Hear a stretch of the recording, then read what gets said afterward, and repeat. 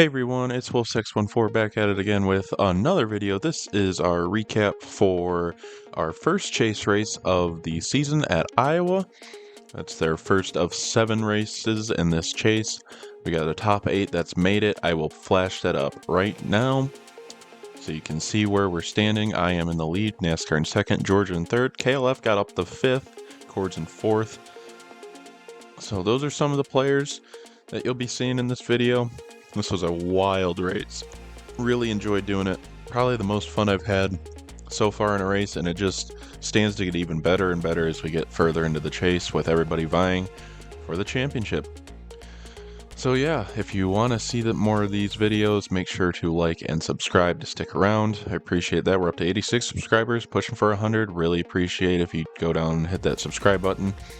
And yeah, without further ado, we'll hop into the qualifying results and into stage 1.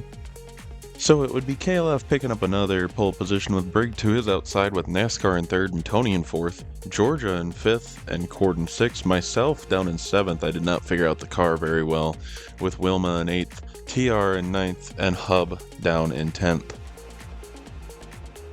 Green. One outside. That's yeah.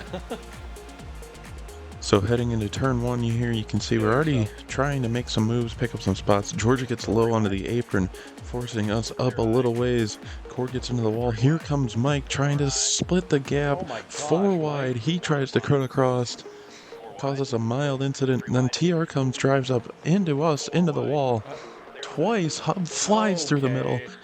And on here, lap 2, Cord would get pushed up and then come down, and then we would spin together.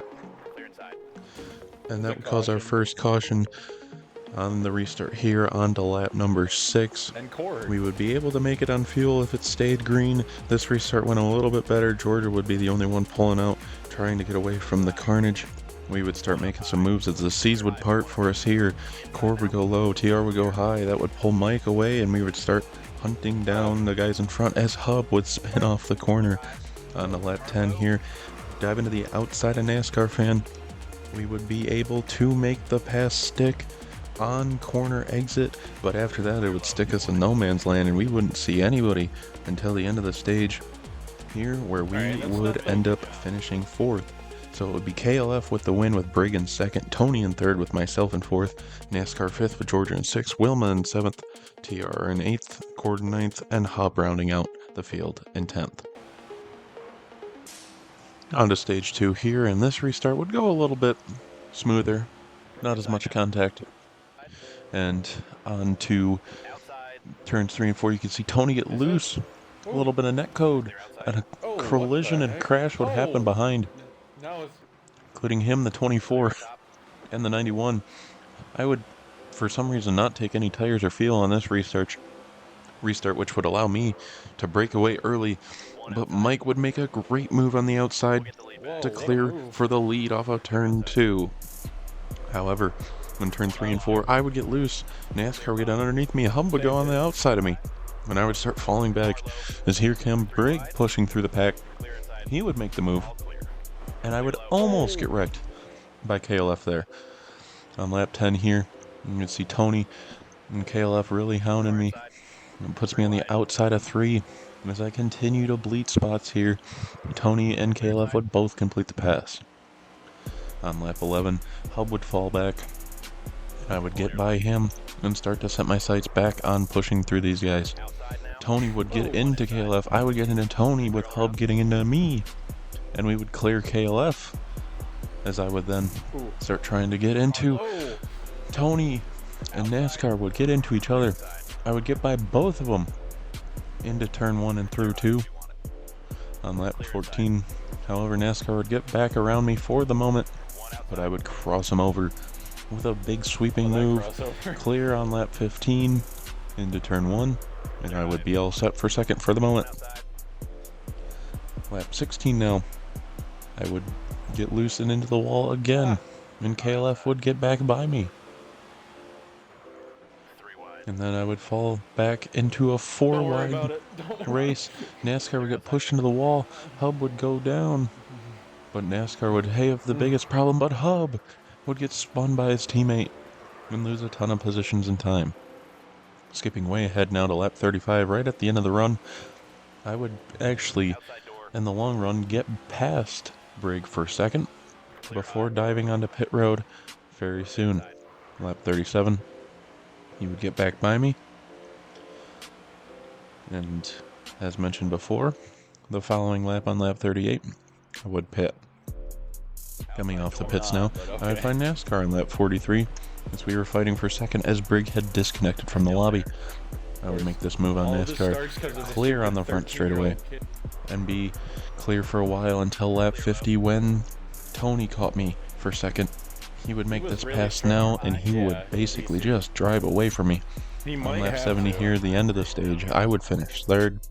So it'd be KLF and Tony 1-2, with myself in third, NASCAR in fourth, with Hub in fifth, Wilma in sixth, TR, Georgia, and Cord all laps down, and Brig with the DNF. Clear. Into stage 3 now, and we would have a much cleaner restart, at least through turns 1 and 2, where we would come out single file 1, 2, and 3. However, Tony would try to send it down the inside of KLF. He would get contact with him. KLF would get up into the wall, and we would actually sneak through and try to force our way through to the lead, and we would with the assistance of Hub overdriving turn 1. We would get loose, however, block the 24, keep it in front, almost wreck the 24 hard into the side of us there. However, it would be a crash there. The 41 would get up into the 24, a single spin there, and would leave us out in the lead. As you see Tony there behind us get a little loose on lap 111, Hub would actually make the pass for the lead. We would start swapping around back and forth.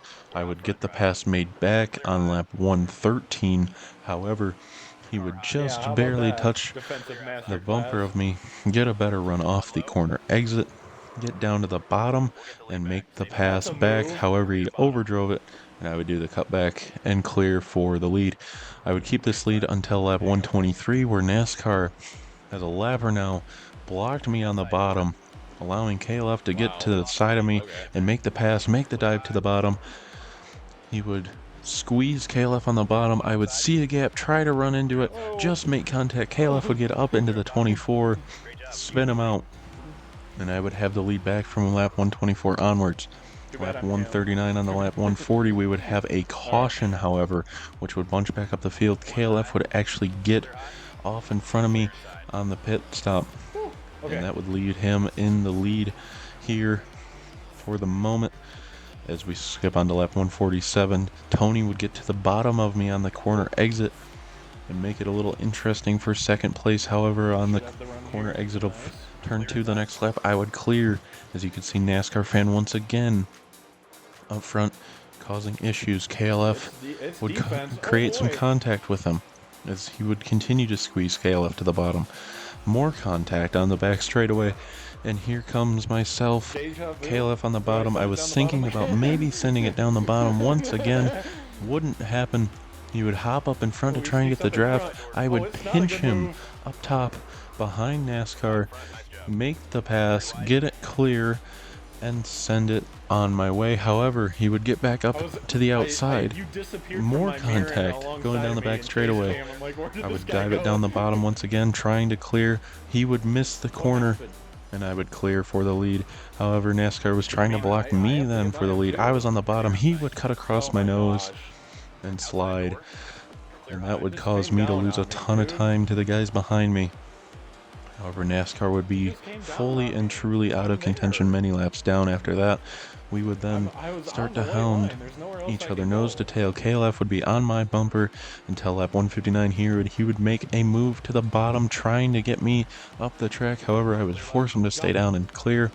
Lap 161, he would get a good run off the corner. I would give him the room. He was there.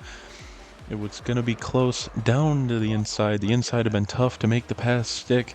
I would make sure I would keep the lead, drive off, and maintain it. He would continue to hound me until lap 167, where I would get loose, shove up the track, get into the wall, slide down, and KLF would get to the outside and then clear me into turn 1. I would try to maintain to see if I could fight back and maybe make a late pass. However, on lap 172, I would miss the corner once again, get up too high into the wall, slide down, and that would be my race over. So here, lap 175, coming off turn 4, would be KLF picking up another win on the season. It would then be myself in second, with Tony in third, and Mike in fourth, with TR fifth, and Hub in sixth, rounding out the guys who finished on the lead lap. NASCAR down to seventh, with Cord in eighth, George in ninth, and Brig with the DNF in 10th. Let's now see our updated point standings after race 21 at Iowa. Myself would have the points lead with a 23-point advantage over NASCAR, 39 over KLF, 45 over Georgia, 65 over Cord, 68 over Hub, 77 over TR, and 110 over Insigne, who did not race. So yeah, that's going to wrap up the first race of the chase here for us. Next week, this upcoming Monday, is going to be at Watkins Glen at 7:30. We're going to have a couple people making their debut in the series.